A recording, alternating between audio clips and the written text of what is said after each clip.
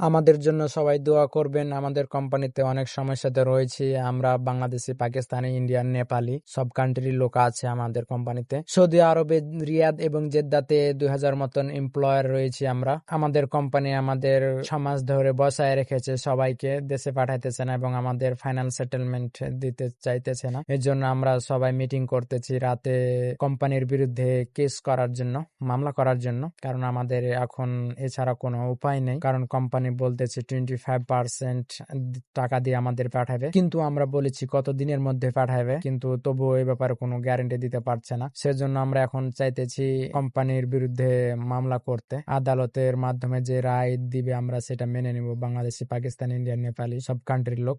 এর জন্য একত্রিত হয়ে আমরা সবাই কথা বলতেছি আজকে। আমাদের সবারই 4 সাল থেকে এই কামানে এবং 4 সাল থেকে আমরা কেউ দেশে যাইতে পারি নাই।